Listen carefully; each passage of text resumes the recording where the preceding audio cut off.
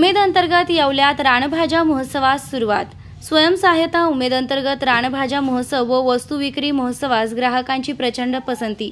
महाराष्ट्र राज्य ग्रामीण जीवनोन्नती अभियान उमेद ग्रामविकास व पंचायत राज विभाग महाराष्ट्र शासन अंतर्गत महिला सबलीकरण व सक्षमीकरण करिता राबविला जाणारा यशस्वी प्रकल्प आहे। या योजनेअंतर्गत ग्रामीण भागातील गरीब महिलांना एकत्र आणून त्यांचे स्वयंसहायता गट तयार केले जातात। महिलांना विविध प्रकारच्या उपजीविका शेती, शेतीपूरक व्यवसाय, बिगर शेती व्यवसाय व अन्य व्यवसाय शोधण्यात मदत करणे व त्यांना शासनाअंतर्गत उज्ज्वल भविष्य निर्माण करण्याकरिता व्यासपीठ उपलब्ध करून दिले जाते।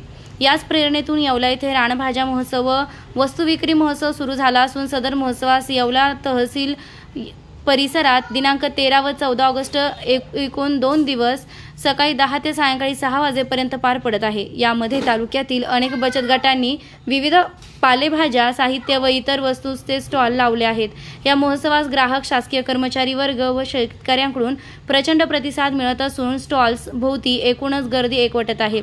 सदर महोत्सवाचे नियोजन प्रकल्प संचालक प्रतिभा संगमनेर, जिल्हा ग्रामीण विकास यंत्रणा यांच्या मार्गदर्शनाखाली आयोजित करण्यात आली आहे। या रानभाज्या व वस्तू विक्री महोत्सवास प्रदर्शनास आबा महाजन, तहसीलदार येवला, संदीप वायाळ, गट विकास अधिकारी, पंचायत समिती येवला यांनी भेट दिली असून तरी तालुक्यातील सर्वांनी या महोत्सवास प्रदर्शनास भेट देण्याचे आवाहन त्यांनी यावेळेस केलेले आहे।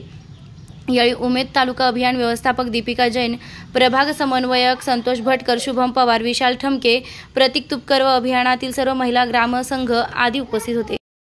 नमस्कार।